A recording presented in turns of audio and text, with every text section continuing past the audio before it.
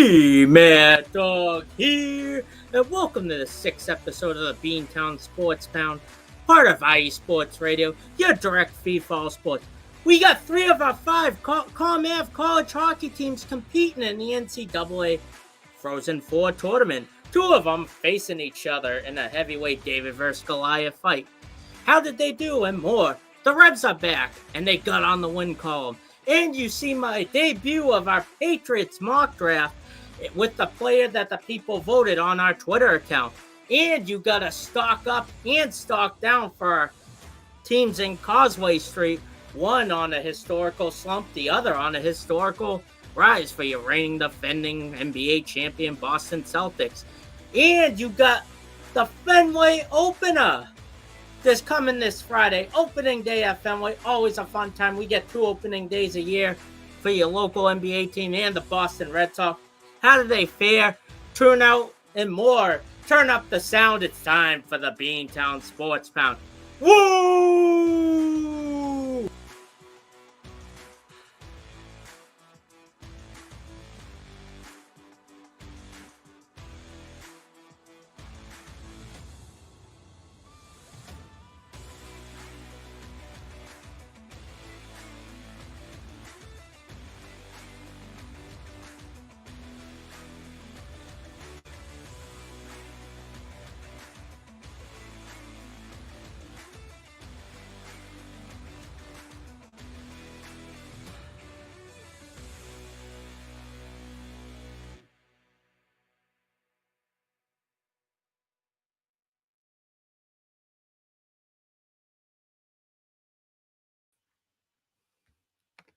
All right, everybody. Welcome to the 6th episode of the Beantown Sports Pound.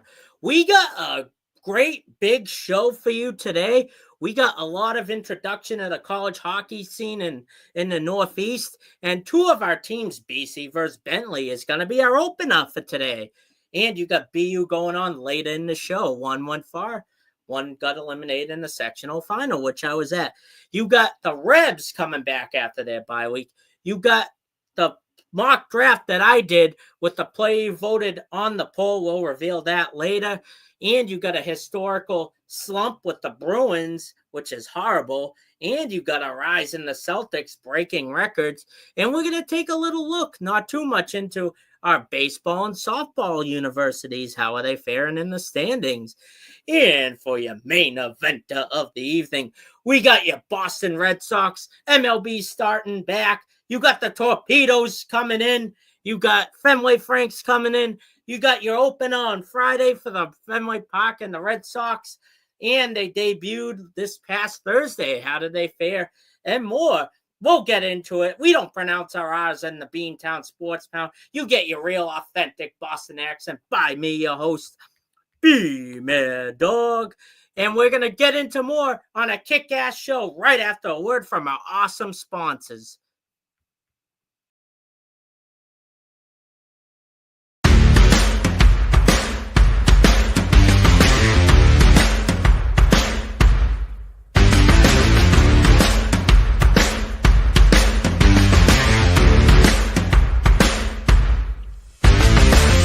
IE Sports Radio fans, this show is brought to you by Planet Jerky Premium Brisket Beef Jerky.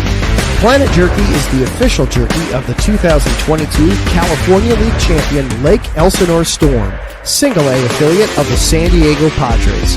This all-brisket jerky has gluten-free options, contains no MSG, no sodium nitrate, is low in sugar, and high in protein. Go to their website at planetjerky.net and follow them on Instagram at Planet Jerky. Planet Jerky, the jerky that's on a whole other planet.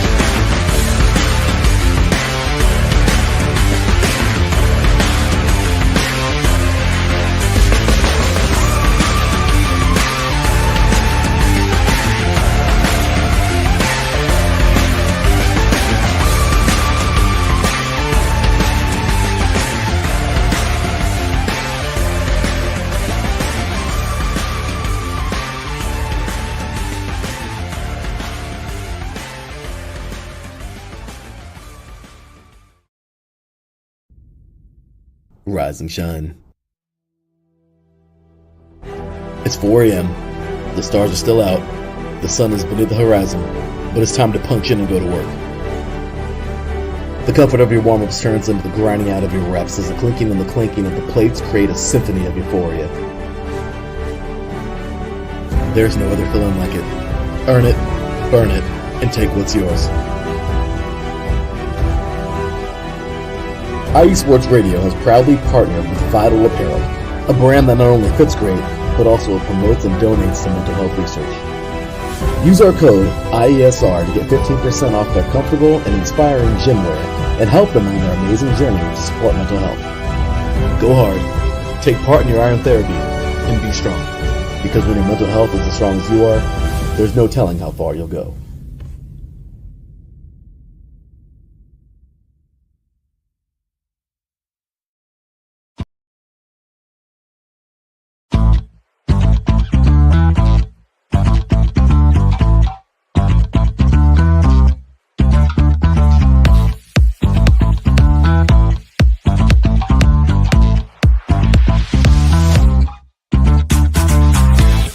Hey there, IE Sports Radio fans. Be sure to check out our sponsor, Seal the Deal Wax Seals by Cecilia B. You just finished your very own wedding or baby shower invitations and you're looking for that extra special touch? Maybe you just wrote a letter to a relative or a friend and you want to add to their smile when they receive it. Then seal the deal with Cecilia's handmade sealing wax stamps for your invitations, letters, and gifts. You bring the deal, we'll bring the seal. You can find them on Instagram at @sealthedeal_wax stamps and on Facebook, Seal the Deal Wax Seals.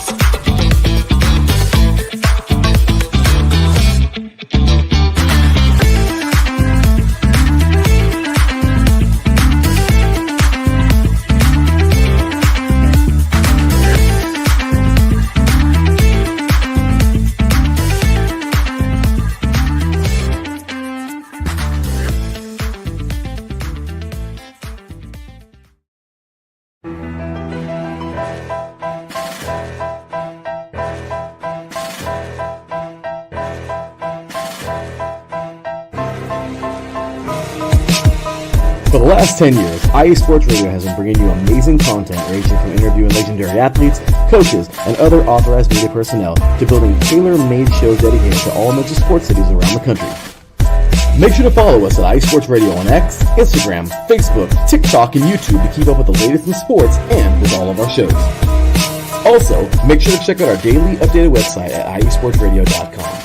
At iesportsradio.com, you can see our daily show schedule and check out all of our show pages with personal bios to learn a little bit more about each of our awesome hosts. In addition to our show pages, you can catch the IE Sports Radio blog, Hall of Fame, Fans of the Month page, and our merchandise shop including t-shirts, tank tops, caps, long sleeves, hoodies, and more. For now over a decade here at IE Sports Radio, we've continued to be by the fans, for the fans, and we thank you all for your support and for making IE Sports Radio your direct feed for all that is sports.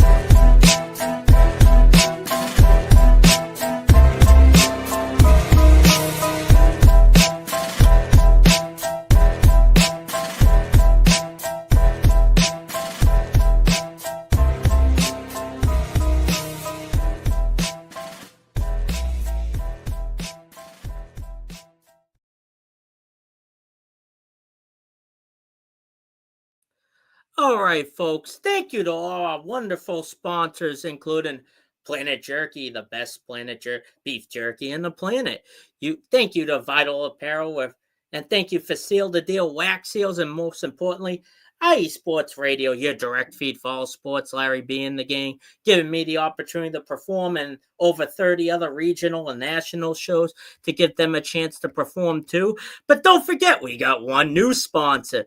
Meet our newest sponsor, Raw Nutrition Supplements.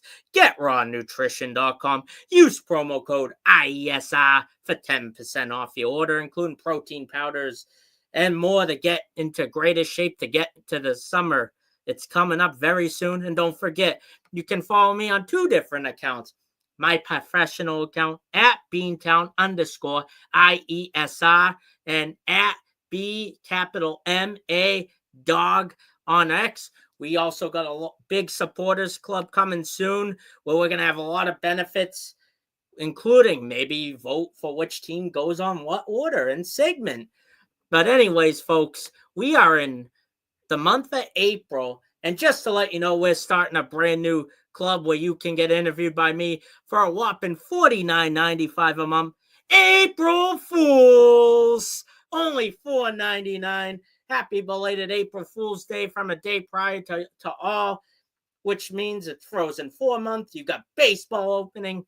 You got NBA playoffs starting soon with your Celtics. And unfortunately, I can't get excited for the NHL playoff because of what I'm going to talk about later. But speaking of hockey, we are going to start our opener with back-to-back kick-ass segments. Last week, we broke the news that Stefan Diggs, well, I technically really didn't, but I'll take credit for it anyways with a million other people. Stefan Diggs becoming a new Patriot. And 2 of our 3 ComAv colleges are playing each other. That is right, folks. You got your top-ranked Boston College Eagles hockey's regular season champions.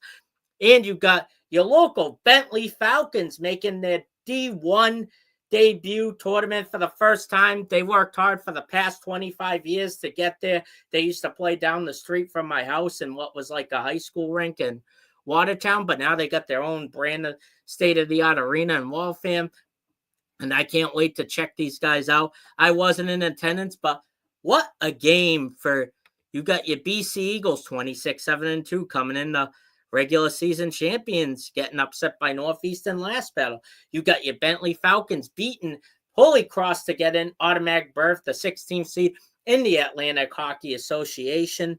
And they played each other in the Manchester region. And unfortunately, it was a little too early at 2 o'clock in the afternoon. But anyways, let's get started. Your opener is scheduled for one fall. And we are going to start this off in the Manchester region, an hour drive to both these teams, an hour in this rush hour traffic on I-90 North, with number 1 seeded BC Eagles and their over 6 NHL draftees face the Cinderella first-time D1 hockey berth Bentley Falcons, and they wanted to establish themselves as a hockey school after being overshadowed by the ComAv power puck houses of BC, BU, etc. We start this off with the first 4 minutes of the game. There was only 1 shot combined with BC's speed and Bentley's neutral zone. It was evenly matched. Bentley came into this game outscoring opponents 20-5 in the last 5 games. Ethan Lee, the captain, had an intense hit on the Ryan Leonard sensation in the first. Hodges was great in the forechecking, and Bentley allowed 24.9 shots per game, but got outshot by the first period, 12-0, half that of what they usually got. BC has an over 90% penalty kill, second in the nation, which Bentley almost got the first shot in the game, but their forecheck made a huge difference in period 1. With almost the end of the first period, your Eagles strike first when James Hagens picked off a forward and set a nice pass up onto the Hobie Baker candidate, Ryan Leonard, to set up Gabe Peru to get the favorites up on top 1-0. BC came in 4-0 all-time in Manchester, but Bentley goalie, who had 11 shutouts this year, Connor Hasley, has been hanging on for his life. Your Bentley Falcons were being outshot 16-6, but they also outblocked BC 6-2 as we end the period. Ryan Leonard had a 17-game point streak that continued after the first period. To the second period, we start off with Bentley getting the man advantage, and it paid off for the Falcons as the captain sensation Ethan Lee got the one-time sweet goal set up nicely by Steven Castananja and Nick Boshin to tie the game at 1. Bentley killed 2 power plays in the second period with a bunch of block shots. Both Fowler of BC and Hasley of Bentley had a phenomenal game as BC's top line was extremely gassed in this period as the Bentley defense slowed them down in the neutral zone, what they were doing to Atlantic opponents all season, and they outblocked BC 14-3, while BC won more faceoffs coming into 2 periods, 23-14. Now the last period. Bentley came into this period 7-3-1 when tied after 2. While BC was 3-0-1 after 2 periods, Jake Flagg of Bentley picked up a BC pass and was seconds close to the lead until defender Aaron Menidian bailed out Jacob Fowler with his stick handle to move the puck out of the net.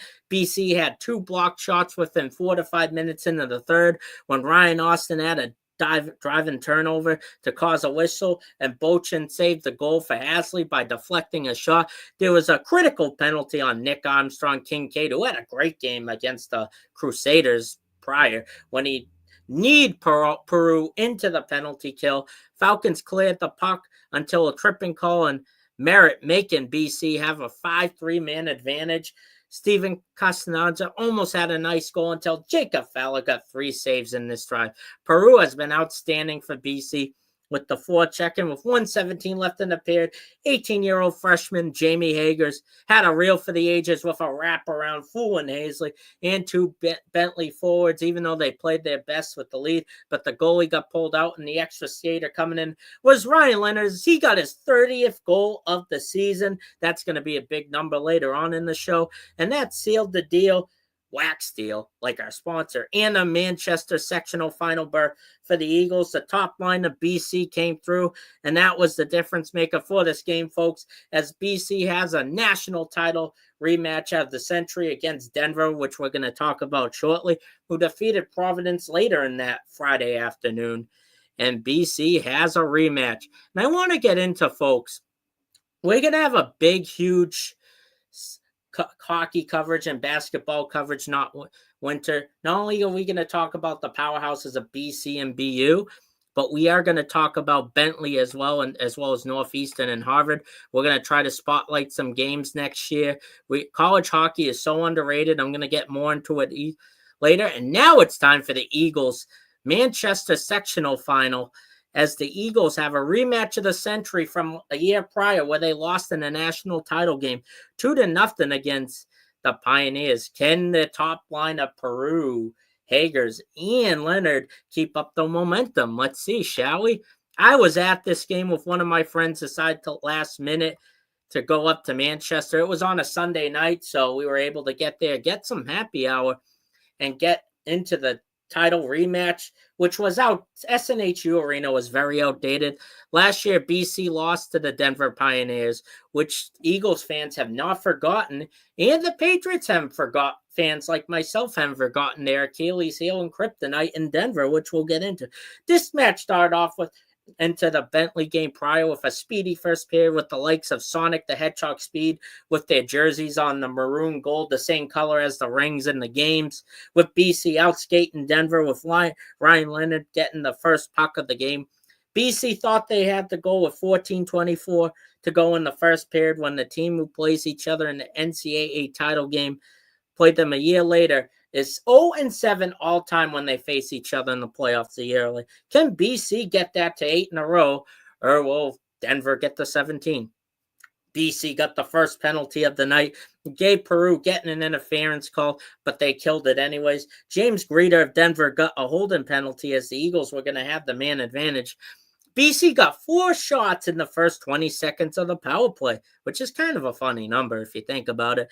But Eric Pumpelump of Denver got the slap shot goal, fooling Fowler to give Denver the first lead in to end the period as Denver went up 1-0 despite BC shooting them 11-4. Ryan Leonard looked like he was injured with an incredible block shot, but he got through anyways with the first 3 minutes into the period. James Reeder getting the 2-0 lead for the Pioneers for the one-time ago. Denver has been making BC gassed in the second period, kind of like how Bentley did in the game before, but Denver has much more experience in this level of hockey as they contain the speed against BC.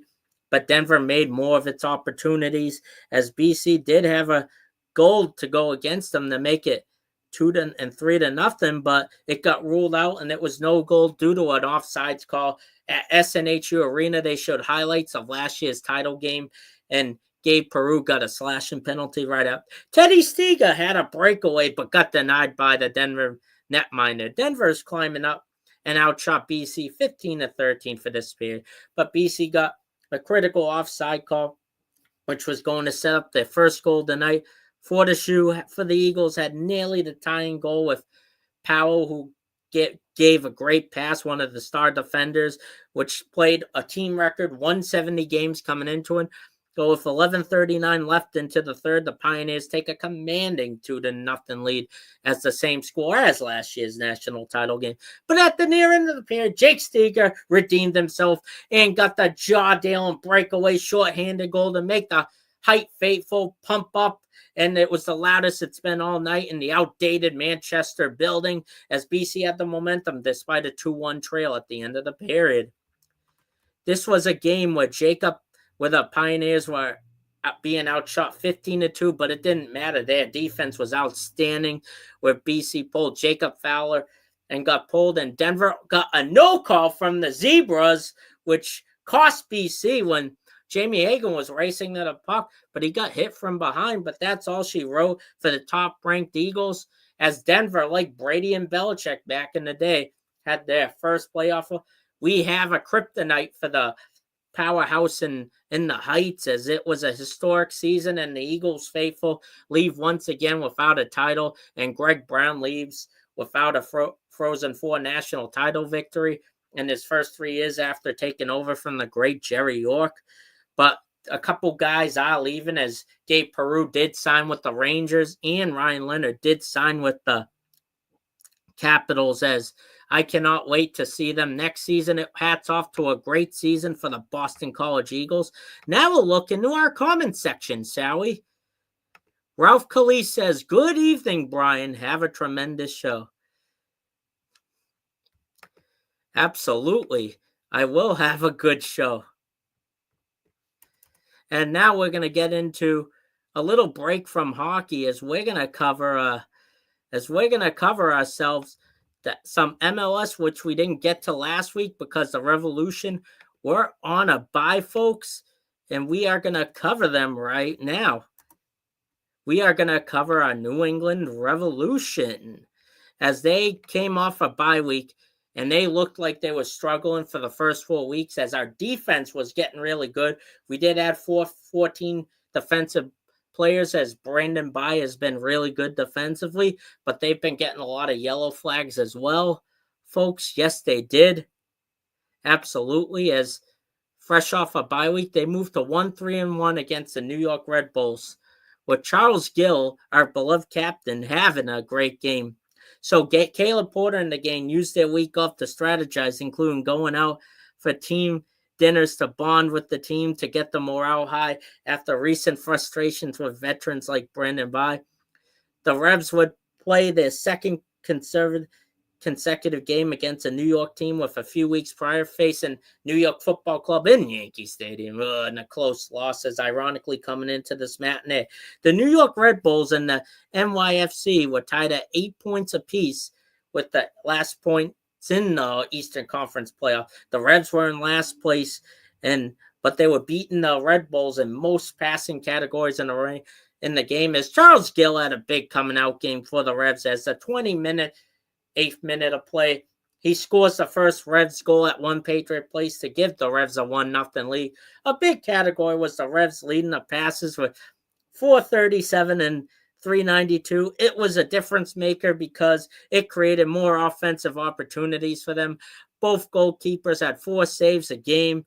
Red Bull player got a yellow card that pushed Charles Gill when the game was tied at 1, and got a free penalty kick and shot in the uprights, as Charles Gill had a 2-goal game, giving the Revs faithful the long-awaited win, as Red Bull gave the Revs wings to propel 4 points on the season, avoiding last place in the Eastern Conference, as that it was finally good to get them on the win column. As I look through the comment section, Coastal Heating and Air Conditioning, if you live in the South Shore, give them a call. They'll fix your heating at a good price and get you a good quote, folks. Thank you, Spike, for commenting and watching on my show. And now we're going to turn into, before we take a break, our New England Patriots. As we have news, as I told you guys last week, you had the opportunity to vote on which player you wanted me to build my mock draft around. And 67 of the vote went to Travis Hunter, the Heisman winner of Colorado. You also had Will Campbell getting 33% of the vote, And Abdul Carter, surprisingly, only getting 5. But we will go into the Will Campbell part next week. But this week, before we get into that, Bill Parcells, like Tom Brady last year, they aren't going to fill a 70K stadium for Bill Parcells after what he did in the late 90s to ditch them for the Jets, RATS, rats, if you're listening, folks. I start off my mock draft, number 4 overall. I believe that Cam Ward went number 1 for the Titans, and Abdul Carter went to the Browns, and the Giants did take Shedeur Sanders, who played with Travis Hunter and Coach Prime. I took Travis Hunter in the first round, obviously, but like Abdul Carter, my second round pick was Landon Jackson, an edge linebacker for Arkansas, the SEC. I also ended up in the 69th pick of the third round. What a number. Cameron Williams, offensive tackle of Texas, because we do need our offensive tackle. But I traded with some of the teams. I traded for a third round pick for 2026 in the machine. And I took a tight end with my next pick, 77th overall. Harold Fannin Jr., the tight end of Bowling Green. So I can try to recreate that combo, maybe a 3-headed monster with Austin Hooper. Hunter Henry's unknown, how long he's going to remain in New England. So I wanted to groom a tight end to take over for the future. It worked so well for us in the past. In the 5th round, I didn't have a 4th round pick because I took Cameron Scatterbo, running back of Arizona State, because we could use another guy to pair with Stevenson, whether they get Genty from Boise State if they can't get Carter, or Travis Hunter. It remains to be seen. Next round, I took Savion Williams, wide receiver of TCU, who played in the national title game a few years ago when they got smoked by Georgia. But I also took another offensive tackle, Jack Nelson, as my 6th pick, offensive tackle from Wisconsin in the Big Ten. And I love this pick, my Mr. Irrelevant pick. Same college as Abdul Carter and opposite linebacker, Kobe King. Interesting numbers for the late great Kobe Bryant, and you got a King. And I also got a 2026 third-round pick from the Ravens, and a 2026 when I gave up a 4th for the Los Angeles Chargers. That is right, folks. Absolutely.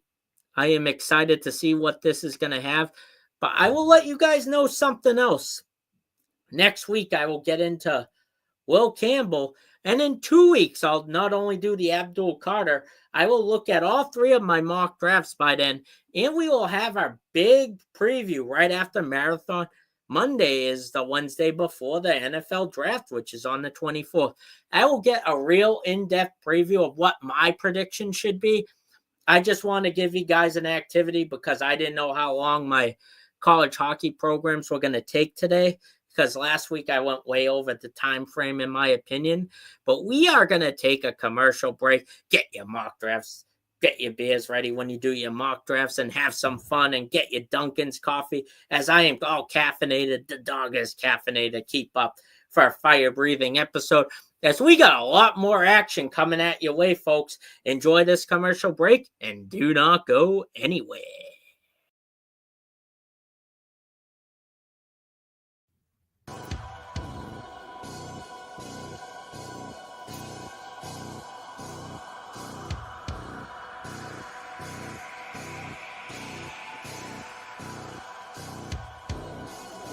Are you a fan of Minnesota sports?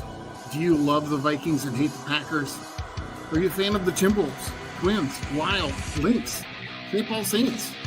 Here on the Bold North Breakdown, we'll talk about all of those professional teams as well as all the college teams in the area. That's your basketball teams, football, hockey, volleyball, men's and women's sports alike. We talk about them all. Here on the Bold North Breakdown. Join me, your host, Glenn Ritter, every Thursday night at 7 p.m. Central to discuss all that is happening in the Minnesota sports scene. Here on IE Sports Radio, your direct feed for all that is sports.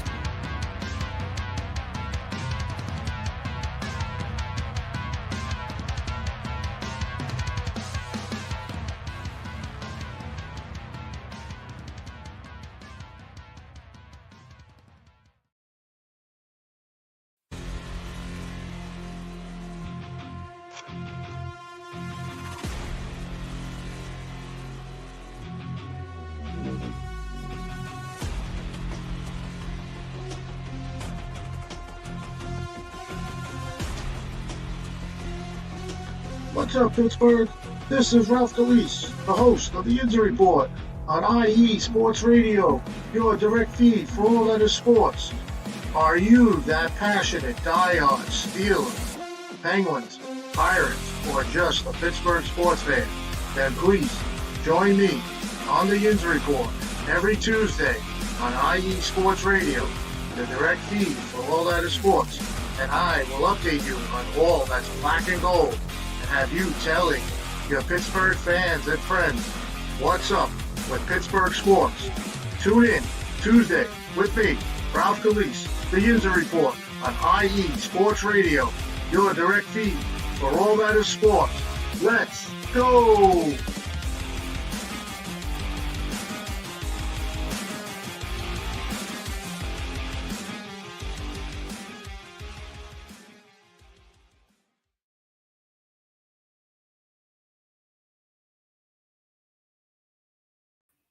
All right, folks, thank you so much for getting into our second part of our show. Our second part is going to be both our Causeway teams at the TD Garden.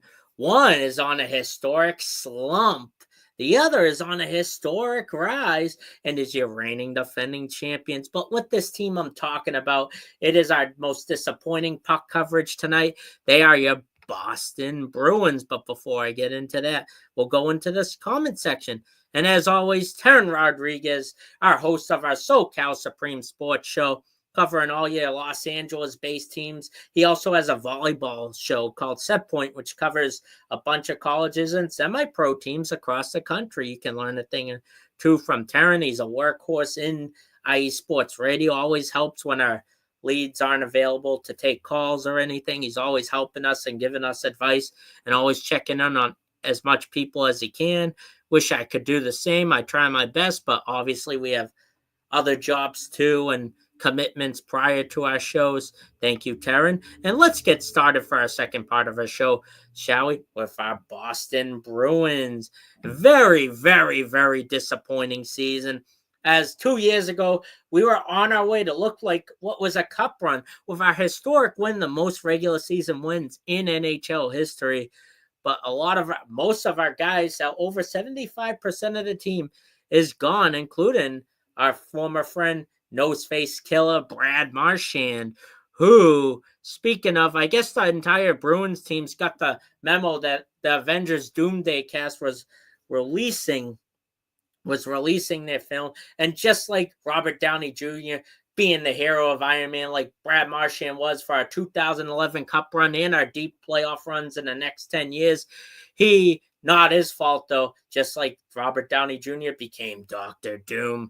Brad Marchand is on the Florida Panthers, which are our modern-day rivals, and our kryptonite and our Infinity Stones to our Boston Bruins, as they have hurt our runs and set up a domino collision course for our team that they're going to still having a tough time recovering to our day. And unfortunately, it is a rebuild year that no one really wanted, the road out west is over, but they still came out short despite the top upcoming lines with guys like Pasternak. Geeky is still able to show up for our team.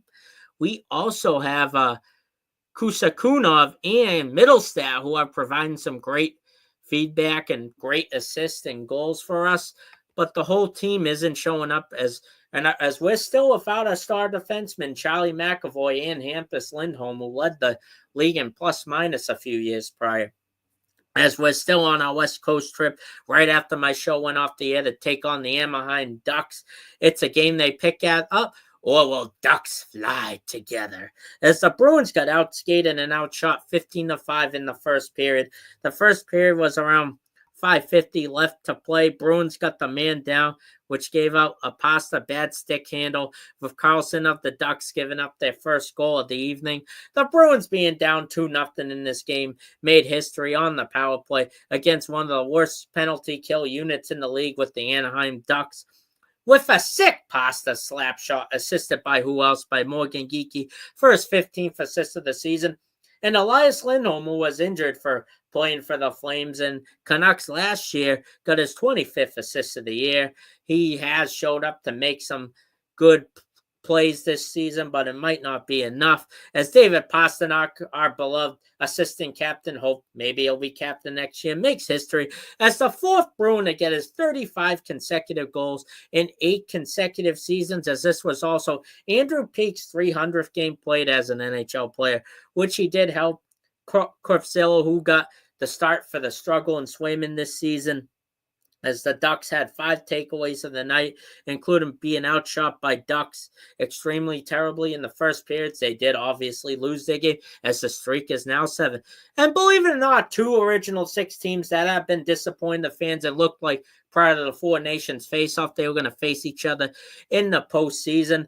The Bruins are finally out of the West Coast, but it was anything but kind to them, as they since being traded for Brad Marchand, the Bruins have been struggling tremendously, as he did set up an overtime winner for the Panthers. Talk about a time zone road trip from hell due to the world figure skating at the Garden.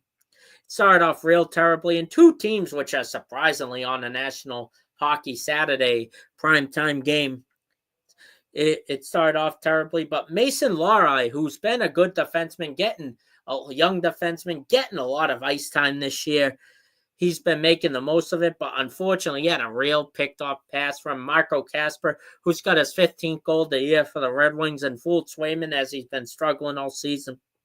Believe it or not, folks, the Bruins didn't do that bad in this game, as they were hanging on by a thread until David Pastrnak got a high sticking penalty, and the Wings were on the man advantage in their beginning of the second period. Lucas Raymond, who got a breakaway deny from Swayman in the power play, was assisted by Monsidier and the former legendary Blackhawks Stanley Cup winner, as the Bruins know all too well.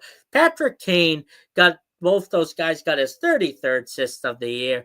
And the Bruins in the third period got a Morgan Geekie goal, his 27th of the year, assisted by Pastrnak, which was the lone shot of the net for Geekie to go through the wing netminder Cam Tebow, as national captain who played for the USA Four Nations. Dylan Larkin was contained pretty good. But Geekie scored 4 out of his past 5 games. The Bruins stepped up and got physical in this nationally televised game, as these 2 teams looked like before the Four Nations. Like I said earlier, we were going to get playoff spots, but struggled tremendously, since both teams are 1 or 2 or more in most categories in this game. But Detroit outshot the Bruins by only 1. But the Bruins out-hit, but the Wings by only 1. The Wings didn't give them wings compared to Red Bull and the Revolution earlier, as both goaltenders saved 20 or more shots. They also had a face-off to try and even it, but Pavel Zacha tripped as they looked like they were going to try to extend this game to sudden death overtime, as now the road trip is finally over, folks, but they lost their 8th in the year. Speaking of grade 8, we are going to be on Ovechkin watch last night, as he is chasing the great one, Wayne Gretzky, to get 4 goals, 5 goals left coming in.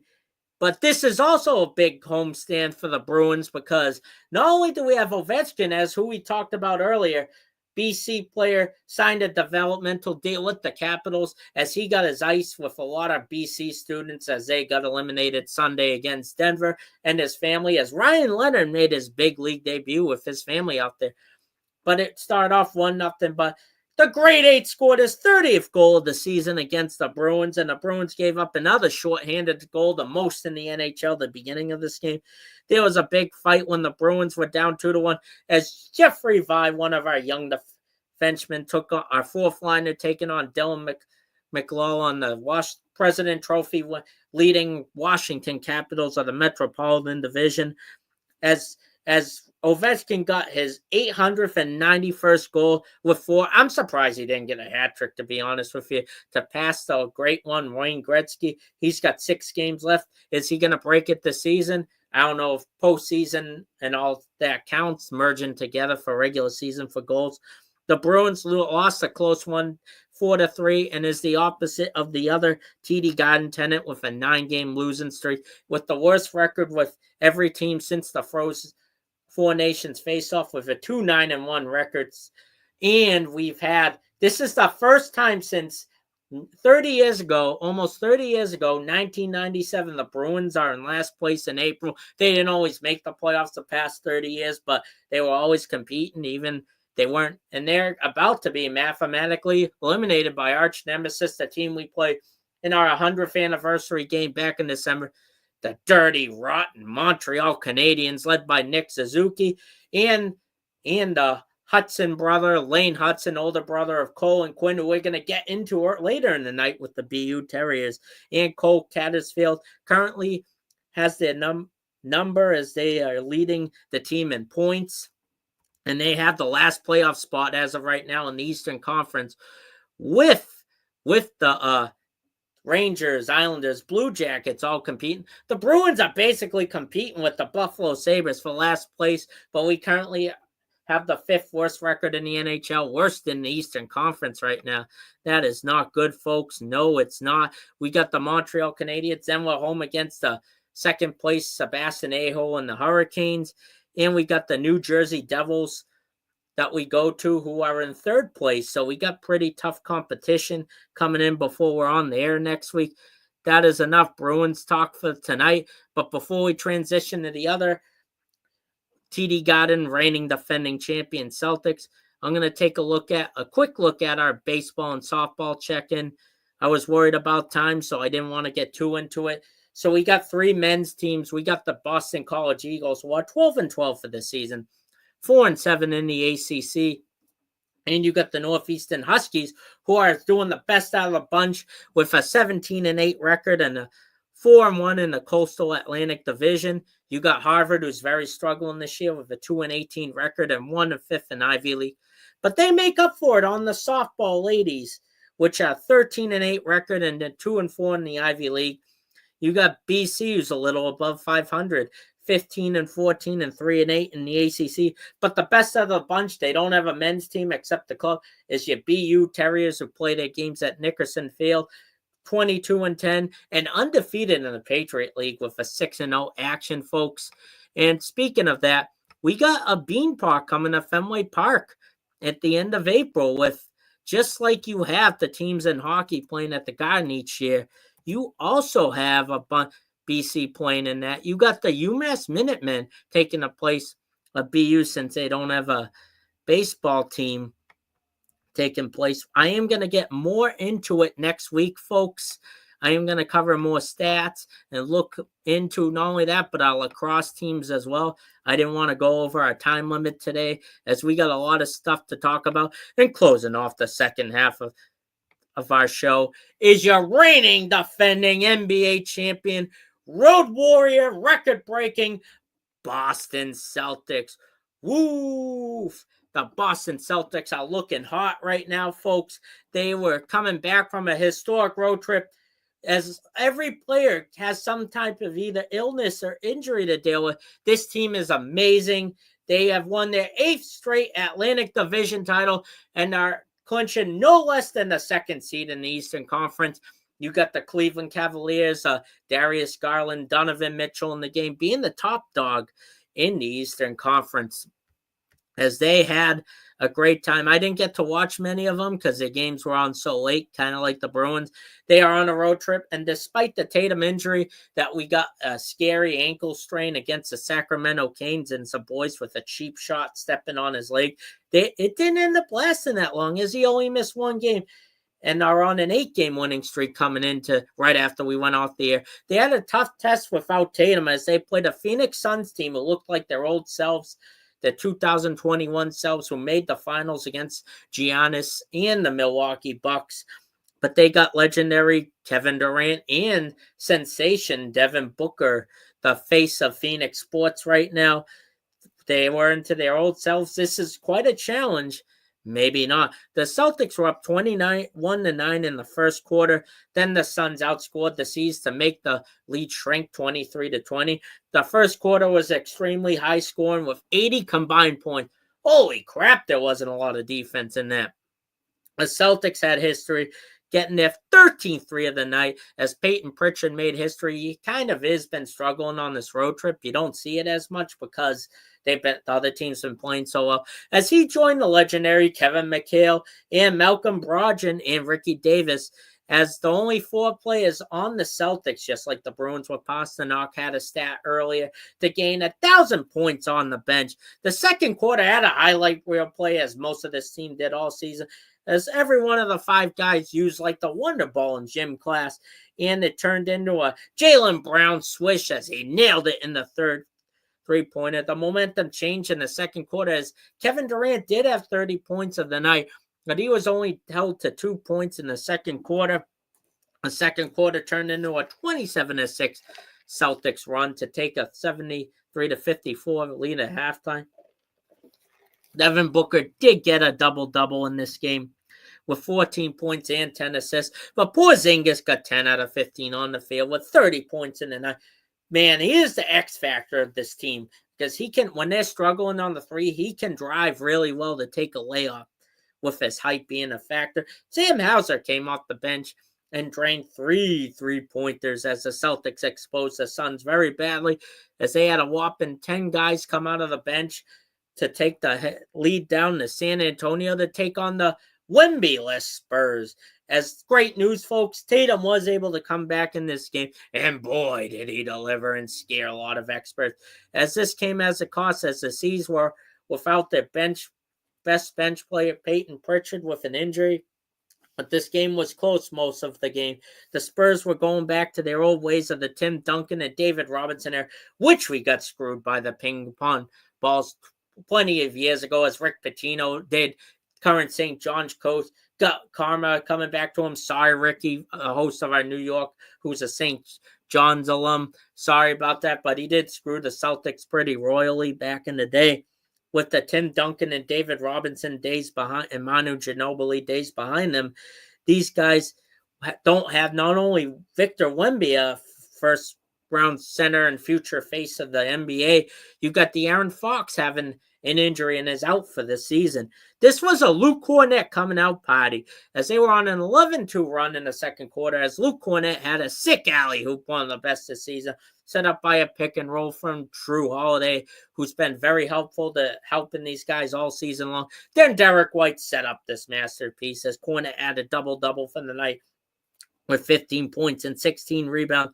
Stephen Castle did have 22 points and 8 assists, but Jeremy Sochan made 2 critical turnovers, which made the difference for the C's 10-point victory, as Jason Tatum had a near triple-double, but really almost a double-double with his first game back with nearly 30 points, 29, 10 rebounds, and 8 assists. But the key factor for the Spurs wasn't longtime veteran Chris Paul, but star bench player like Pritchard is for us, was Keldon Johnson with 23 points, including most in the second half, to make this game close for the C's. Can they make it 6 for 6 on the road trip as they take on the Memphis Grizzlies, who carried the NBA in headlines last week as they fired their longtime head coach Taylor Jenkins, which shocked many in the league, as they took on J.A. Morant without Jaylen Brown and Luke Cornett. The man who stepped up tonight is longtime center Florida Gator, who's in the Final Four, Al Horford, who had 22 points off their bench and 8 rebounds for the big man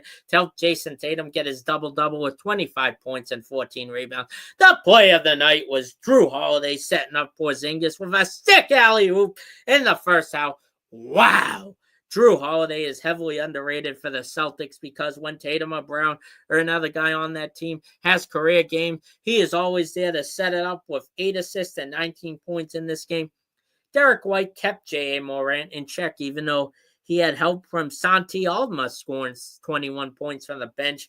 As their 6 bench guys the past 2 games, they've given the Celtics a hard time. But it was Jalen Jackson Jr., who was all over the Celtics with a double-double of his own with 15 rebounds and 20 points.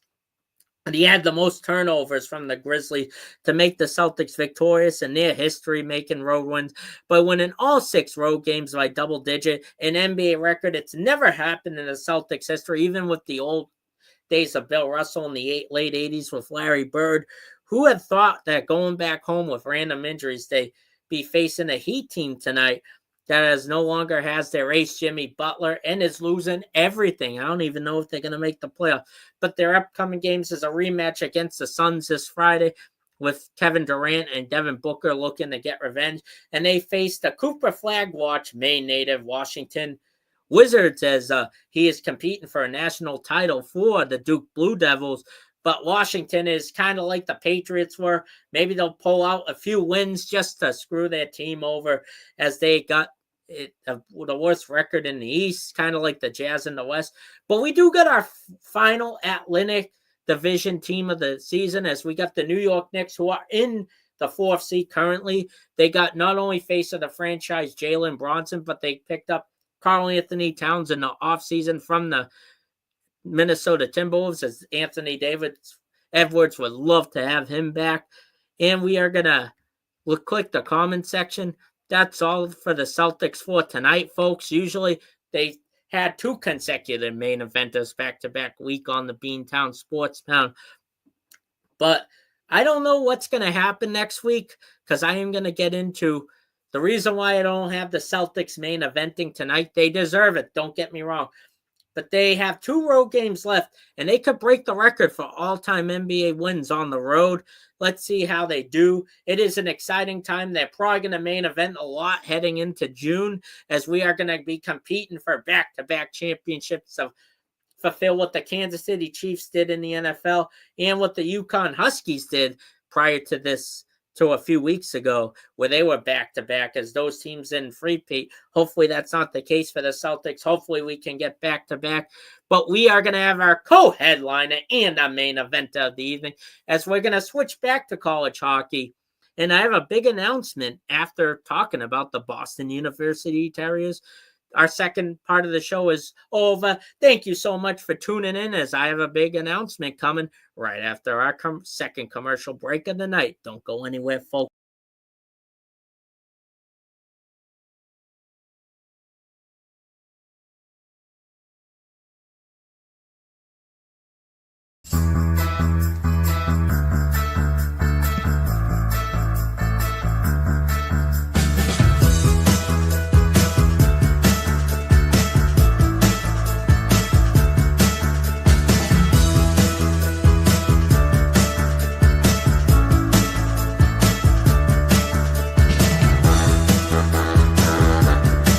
What's up, New York? This is Ricky K coming at you at the NY State of Sports, a new show here on IE Sports Radio, your direct feed for all that is sports. Listen to me every Thursday afternoon as we bring you the latest takes on the Yankees, Mets, Jets, Giants, Knicks, Nets, Rangers, Devils, and Islanders. Plus, you get some college hoops and what's the local sports events going on in the area. It's a state that never sleeps, so why not get the opinions and sports takes that never sleep? Again, every Thursday, 2 p.m. to the NY State of Sports. We'll see you then.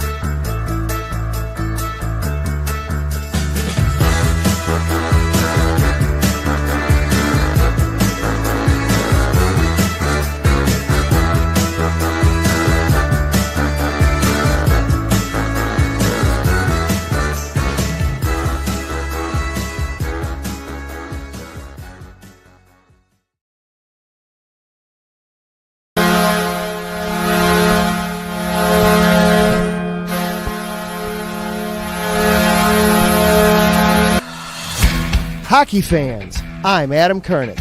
And I'm Zach Puplis. Together, we are the newest version of Hockey Talk on IE Sports Radio, The Neutral Zone. Zone. We love hockey, but we also know it's not everyone's first sport. So we want to make this show as much for new fans as for the diehards. Whether you can name all the Swedes on the 08 Red Wings Stanley Cup team, or if you can't tell if Varlamov is a goalie or the latest trendy vodka, we're here to help. With facts, figures, and outrageous fans, we bring you all the hard-hitting hockey news you can handle, while still keeping it fun and on the rails. Well, mostly. So tune in every week as we go around the hockey world, from college to Canada, the minors and the majors, and everywhere in between. So bring your cellies. And your one-timers. You wicked wristas. And be sure to protect your five-hole.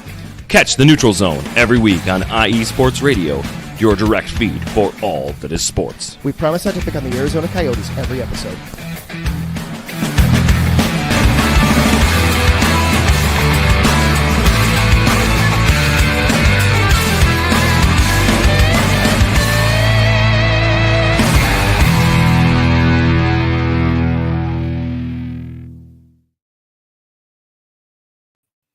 right, folks, welcome to the last part of our show.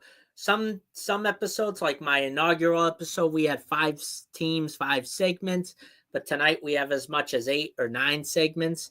When that happens, folks, I'm gonna try to divide the show into like 3 hockey periods. Speaking of hockey, this was a very, very tough show structure because BC and Bentley, obviously BC didn't make it past the second round, but one of our teams is going to the Frozen Four. But I'm going to summarize that 2 games. They are our Boston University Terriers. Woof! Oh yeah, BU is going for the 3rd year in a row to the Frozen Four, but they were part of the Ohio-Toledo bracket, which had the Michigan State Spartans of the Big Ten and the Ohio State Buckeyes, who they're playing, who are coming off a heartbreaking opposite gender loss to the Wisconsin Badgers for the women's team. And they got a highlight reel on our IE Sports Radio TikTok, which caused a lot of fans in the TikTok section to argue with each other, which generated a lot for Larry and the TikTok channel.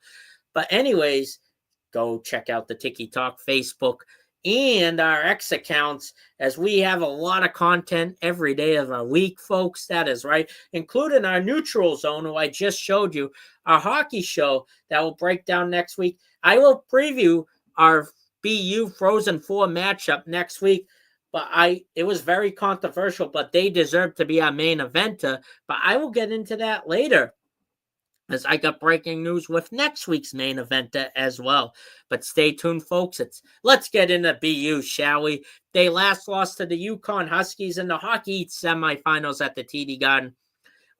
They were the 2nd seed coming in the Ohio bracket, which the Ohio State home Buckeyes, which had a huge crowd on Thursday, was in the Toledo section. But they don't have a lot to complain about. They won their national championship in the most flagship sport in the NCAA in the whole country, college football.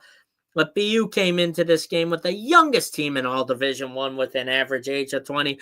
Ohio State comes in with a 10-win turnaround from the season prior. The Terriers have the momentum of the journey despite losing to Yukon, the Huskies at the Hockey semis, who ended up losing to Penn State. BU had head coach Jay Pandolfo, who used to play for not only the Devils, he used to be an alumni for a Terrier in the old days. He never missed a Frozen Four appearance as a player and head coach. Isn't that amazing? Ohio State got the first goal of the game with a Ugorov save as Joe failed to save it, as Joe Dunlap was waiting in front of him, as Captain Shane LaChance, who was legendary coach Jack Parker's grandson, who retired the same year as Jerry York, stepping down, which was one of the greatest underrated rivalries in all college sports and sports around the country. My apologies for the correction earlier. He retired. Dive to help prevent the 2-goal lead. Gavin McCarthy, who's been great all season in block shots in the first period, he took away plenty of hits and the second goal away from Ohio State. But BU didn't have the best period, as they were outshot 15-2 by the Buckeyes. It looked like that their streak of Frozen Fours were going to come to an end heading to the second period. BU came in 4th in the country on the power play, as there was a hooking penalty on Ohio State to start this period. Captain LaChance was all over checking guys to start this period. You had a battle of the brothers with the Dunlaps of Ohio State and the Hudson's legendary New England brother trio, who are very young in BU. Cole Eiserman, who's been a phenom and a nominee for Hockey East Player of the Year, got the first goal of the game for BU with an open wrist shot from the faceoff when it was a beautiful highlight reel, as the Terriers once again faced their Achilles heel as they got another penalty with another Dunlap goal, making it 2-1 Ohio State. BU once again answered back in the second period on the power play, as the Hudson brothers, Quinn and Cole, made some backwards passes to give Quinn the goal. But a few seconds later, Montez of Ohio State fools the BU defenseman to give Ohio State back the lead. And then, holy crap, the Gold Horn is starting to get a gym session with a 3-goal scored in 42 seconds by Matt Capone, Rookie of the Year of Hockey East, one of the Rookies of the Year. Then Shane LaChance gets a penalty, as BU got the most penalty minutes in the country. Joe Dunlap had a hat trick Or did he? As the refs challenged the goal and ruled no goal to end the second period, it's all tied up. And momentum was shifting towards our Terriers as Ohio State came into the game with 53 third-period goals, with the third most in the country. Aiden Calabrini gets a snapshot goal, second of the season, to get the commanding lead. BU started the period with winning all 5 face-off attempts. Jack Hughes then scored a shorthanded goal when Cole Eiserman had an amazing magic trick of a move as he got his second goal of the game with a 6-3 lead, as this is the most goals Ohio State has given up all season, and it got worse for them. Great for us, as Jack Harvey got the next goal. Then Cole Hudson got a goal at the empty netter, as the Terriers did from their 3-2 lead, went 4, 5, 6, 7, 8 goals. And they got one step closer to the Frozen Four in Ohio State home bracket of Toledo, as they will take on ECAC champs, the Cornell Red Bears, as they upset top-ranked upset of the century Michigan State Spartans, which a lot of our exports and IE Sports Radio did have them going all the way, folks. But we are still continuing. Now we're moving on to the sectional finals, as fresh off a stunning blowout against Ohio State, they take on Cornell, whose their coach was about to retire after this year, as a 4th seed. As it was a 2-4 matchup on the team that made the Frozen Four in 2024, though, BU Terriers. As that was a game from the ages, folks. This was a phenomenal game. And carrying Cornell is Ian Shane, the senior goalie of Cornell, with Mikhail Yegorov getting the start for the Terriers as he turned around this team when he took over the starting jobs midway through the season. BU missed plenty of shots to start this game as Cornell answered first from Ryan Walsh, getting his first goal for the Red to get BU down for the second consecutive playoff game. But as a few moments later, the goal scorer Ryan Walsh got a face mask for a 5-minute major as BU was given a 5-minute power play and Cornell was upping the tempo all over the physicality, as Eiserman did miss a one-timer from Ryan Green. The BU speed was getting checked by the Bears, kind of like how Denver was to BC later on in the next day. BU got a penalty at the end of the second period on Devin Kaplan for a slashing call, as both teams were even in goals and shots, with 13 each in the shots at the end of the first period. This second period started off as a 4-on-4, with Cornell entering the period very aggressive, causing Terrier turnovers. Jack Hughes got a turnover, but got robbed by ECAC goalie of the year, Ian Shane. Cornell outpaced BU in the second period. Yegorov had a great save. Then Kraft from Cornell, cheap shot Yegorov, and then LaChance doing what captains do best, shoved Kraft down with Cornell students booing the Terrier crowd. BU blocks was stepping up in the second as Jack Harvey got a breakaway chance with a save by Ian Shane. Both teams this period was 0-2 on the power play with 23 shots each, but this period was a difference maker right at the beginning of the third period. Who else but Cole Hudson gets a great power play goal when he skated around 4 big Bear players in the left side of the ice to get his 6th point in 2 games.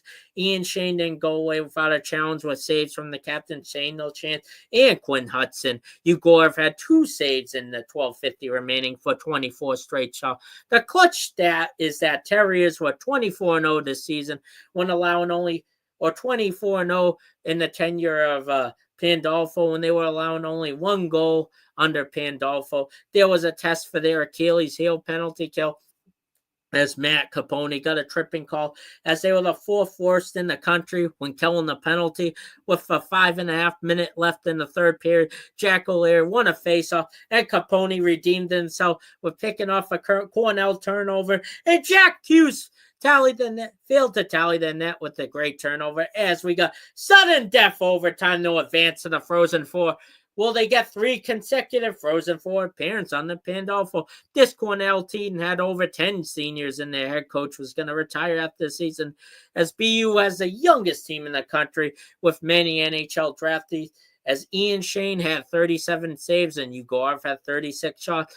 And Quinn Hudson, the star defenseman from the neutral slap show, send the goal to send the Terriers to a third consecutive Frozen Four appearance. Woo!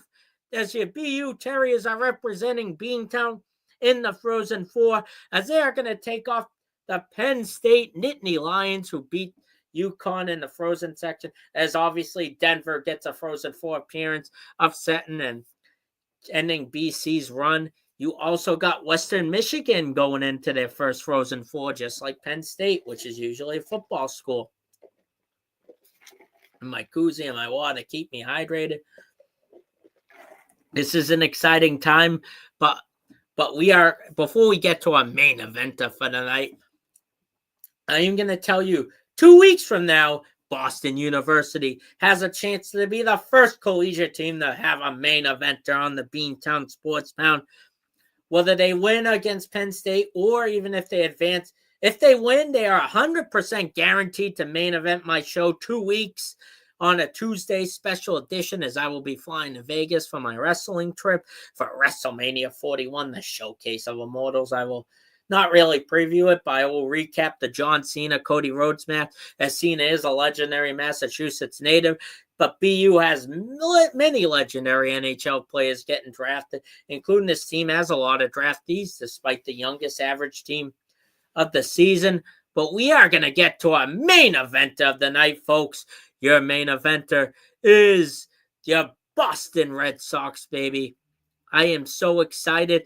This is my first ever baseball recap, and we have our highest expectations we've had in years, as John Henry decided to finally open up his wallet. But before I get into that, folks, I want to let you guys know that we are going to have an open competition within the Bruins, Celtics, and Red Sox. So who's going to be my main event of the show next week? Absolutely, folks. This is the first time I don't have my main event penciled in. I usually do every week or two, but you never know what's going to change, folks. I am so excited to see what next week's going to bring. It is going to be an exciting time, absolutely, in Boston, as we got a marathon in a few weeks, too, which is our legendary race that has a Massachusetts state holiday. As most Massachusetts natives, it is our K through 12 vacation week, but it's also our time where people go, where the Red Sox play a matinee. It is a tradition like no other, as we are going to get into it. And now, here are your 2025 Boston Red Sox with your main eventer of the evening, folks. I am so excited. It is finally time. We have a pretty fun episode, folks. It is our main eventer of the evening. Woo! That is right, folks. We are back, but we are going to start off before we recap. We got 2 breaking news: contract extension, opening day starter, former comeback player of the year, Garrett Crochet. We got in the trade, signed a 6-year, $170 million extension that he can opt out of 2030. And we signed one of our big 3 top prospects who have been over the years since our snow show premiered on IE Sports Radio. Christian Campbell signed an 8-year, $60 million contract that runs until 2032. This is an exciting time, folks. Yes, Crochet can opt out after 2030 if they don't feel like they are going above and beyond.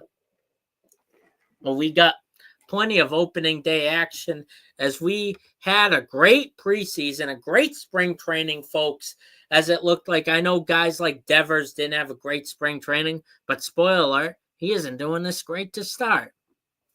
But the Red Sox have started their season down south to the team that made it to won the World Series a few years back, the Texas Rangers, Corey Seager and Adolis Garcia, and our former Red Sox. Where can we get players like that? Nathan Eovaldi had an opening day matchup of the Aces, like Holyfield and Tyson, folks. We got Crochet versus Eovaldi, as the Red Sox have predicted by fans and experts alike to possibly not only make a playoff but win the AL East and go to the World Series. But like I said last week, folks, let's not get carried away, shall we?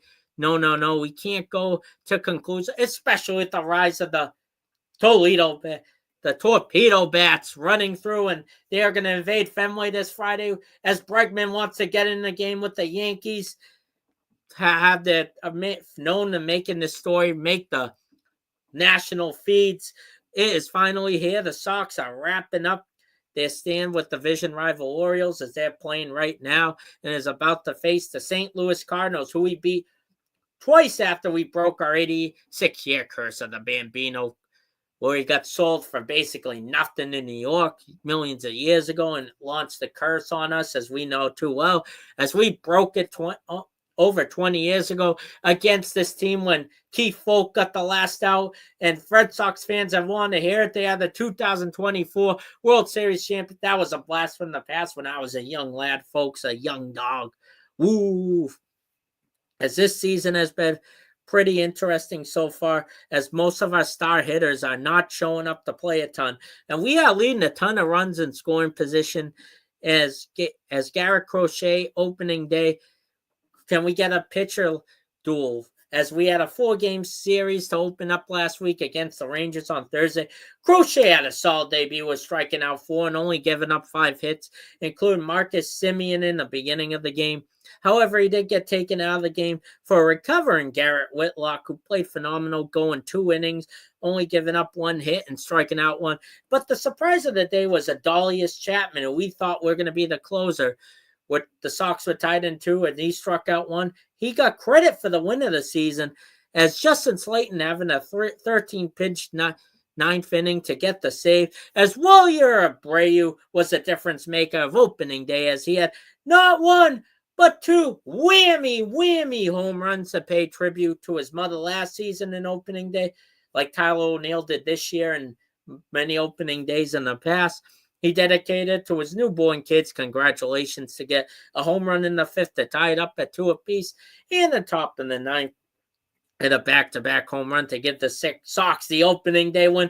As we start our season undefeated, as we are all excited, everything's going to go well.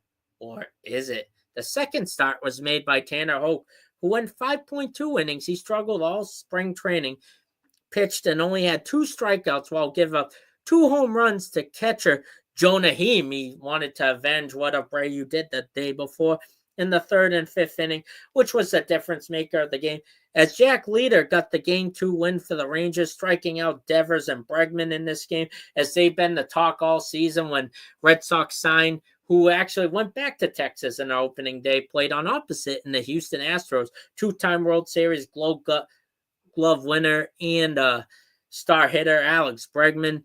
He's having a rough start like a lot of them. The 3rd game was made by newly acquired World Series winner Walker Buehler, who looked like his old self before the fall postseason last year, as he gave up 2 big critical hits to star ranger Adolis Garcia, who got with a ground rule double at the beginning of the game, with Corey Seager and William Langford scoring. Devers finally got on base in the game, but it was a measly walk, and Abreu scored in the 2nd to make the game cut in half, as Buehler struck out 3 guys in the 2nd and 3rd inning. The highlight of this game was star rookie sensation, who got the big contract, Christian Campbell, getting his first of many career home runs and RBIs. And welcome to the big leagues, kid, to tie the game up at 2 apiece, as Rami Gonzalez and Carlos Nabias got their debuts of the game, with Wong getting a day off from catching, as Narvaez got his first career RBI. But Devers and Casas still have their issues, as they got struck out 3 times in this game. The last game on Sunday was a former World Series winner and star player for the Mets, Jacob deGrom. Former Cy Young was way too much for the struggling Sox hitters to handle, as the Red Sox went 0-12 in this game with runners in scoring position. He looked like his old-time three-time Cy Young winning self, striking out 6, as Richard Fitz, who had a great spring training, was getting his first start of the season, stepping in since Cuda Crawford and Brian Bello started on this season on the disabled list, who was solid for 5 innings, striking out 4 until he faced Wyatt Langford, followed the buzzers to the late great Bray Wyatt, and Adolis Garcia, who with an out in between, he got taken out of the game. There wasn't a good end for Richard Fist, as Christian Campbell and William Abreu has been continuing to carry the Sox hitting as they gotten 2 scored runs for the Sox as Devers and Bregman has shockingly continuing to struggle most of the season. A strikeout, not what they're doing, getting paid the big bucks for, as Rafael Devers has some controversy as he didn't really play in spring training, covering from an injury, but a lot of people think he's been coming to spring training out of shape. But let's take a look at our starting lineup, how they did through 4 games. Left field, they're an all-star MVP, Jarren Duran, who's been all right, 4-16 with a couple of hits. You got Devers, who was shockingly 0-16 with 2 walks and 12 strikeouts. Third baseman Alex Bregman going 4-17, had a few walks and singles. First baseman Tristan Casas struggling, going 2-16. Shortstop Trevor Story, who finally is healthy, went 1-for-11, but he had 1 run and a couple of walks and singles. Second baseman Christian Campbell went 6-for-14, played left field Saturday, and he got his first career home run. And William Abreu, who bats 7th, right fielder, went 7-10, back-to-back home runs in opening day. Played so good, he got walked 3 times on Sunday. They were afraid to pitch to him. He has a whopping 700 batting average, which has been best in the majors so far. Connor Juan has struggled, but played well as a catcher. 1-for-12. His hitting hasn't been really good. Same as center fielder Cedine Rafaela, who steals a lot of bases. He did score once, but he had a first RBI on opening day. But the main story, which is angering a lot of people, has been not too shocking because he did not play a lot. I think he's struggling mentally with losing third base and becoming the DH, kind of like Big Papi was a long time ago, but he was a first baseman. Rafael Devers has been absolutely nowhere to be found. Put him in a milk carton, please. Let's go look for him.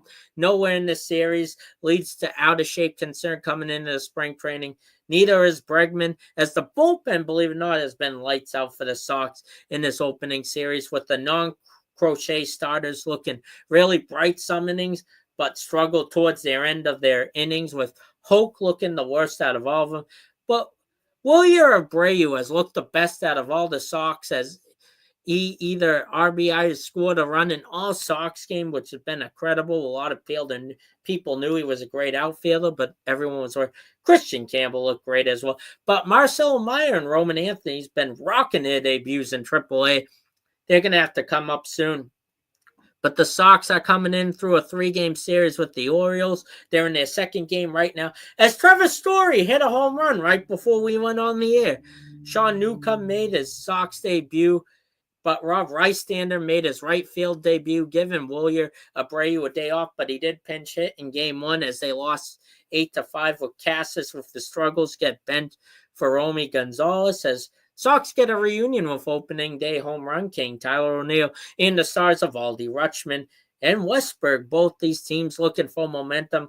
As first place arch nemesis, Yankees are under controversy for the torpedo bats, but Bregman's getting it, as the Yankees hit a whopping 9 home runs, including Volpe, Goldsmith, and star face of the American League, as Ohtani is of the National League, of the world champion Dodgers, who are undefeated so far, have been going.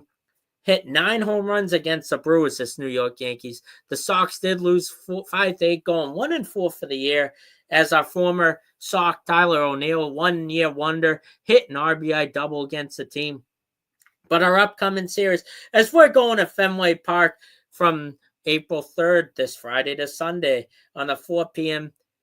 kick face first pitch, you got Walker Buehler, and they're debuting some new concession stands at Fenway, including some new taco dishes like every MLB team, including a celebration shake for the White Sox. What was there to celebrate about? We had everything to celebrate by getting crochet, but they are starting off really well, which is shocking. The St. Louis Cardinals are a wild card team from last year, and is 3-0 so far this year, and their best player is star hitter Nolan Armando, as we're going to have to be careful for him, as we're probably going to get hopefully 2 out of 3 from them. But we got another division series right after that, Monday through Wednesday, before we go back on it, against the Toronto Blue Jays, who got a division switch from star catcher Anthony Statander, who was a former Oriole, who joined them around with the legendary Vladimir Guerrero Jr., who was amazing for that team, who really tattoos us at the Green Monster on Fenway, as they got a brand new toy. Yeah, that's right. And George Springer has been their best player so far, as he hit a home run tonight. We got to watch out for him, too, as unfortunately Crochet's getting to start tomorrow afternoon against the Orioles before they go to the Cardinals. But our American League standards is Tampa Bay, the Hurricane losing Tropicana Field hasn't seemed to affect them yet, as they are 4-1. The Yankees, the AL East champion and arch nemesis, are 3-1. Toronto's 4-2 in third place. Baltimore is 3-2, and Boston is 1-4, folks. That is right. It is. I am so happy opening day is here.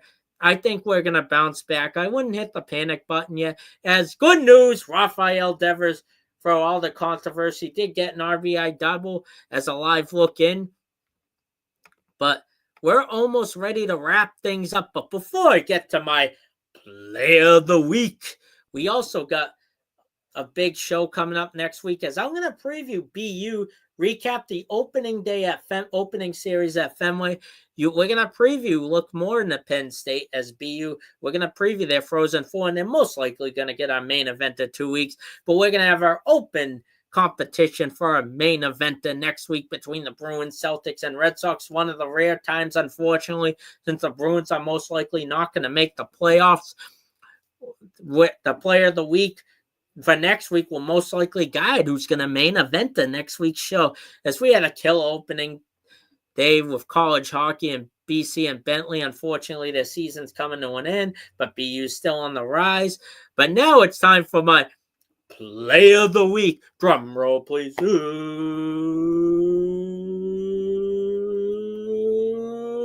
It is a Red Sox. As you probably can connect the dots, it's either two players. It is right fielder Wilyer Abreu as our player of the week, our first ever Red Sox player of the week. Well deserved, carrying their only win on opening day with 2 whammy home runs. What a nice story. I had to give my inaugural, hopefully last a long time as a Red Sox, as he's my first ever player of the week. Like Jason Tatum, our 2-time player of the week, is our Celtics first ever player of the week and first ever Celtic player of the week. And star player David Pastrnak is our first ever Bruin player of the week. Congratulations to him, folks. Congratulations. We had a great show tonight. Thank you for tolerating, getting to know college hockey and the recaps, folks. That is right, folks. It is time to end our show for tonight. As we are going to preview next week, we're going to have our second contract. This time with Phil Campbell. We are going to preview the Frozen Four, what they make us proud, and how will they. Maybe they'll spite Denver and beat Penn State to get back at BC. And you also got some Red Sox continuing coverage next week as they have their first home series at Fenway. Will the Celtics make history on the road next week? Will they keep it up at home? Will the Bruins be able to stop losing and end their 9-game losing streak? As we have one more comment. That is right, folks. We got a great show for you next week. Thank you so much for tuning in, folks. Thank you so much. Congratulations to BU, and thank you, Boston. BMAdawg signing out. Woo!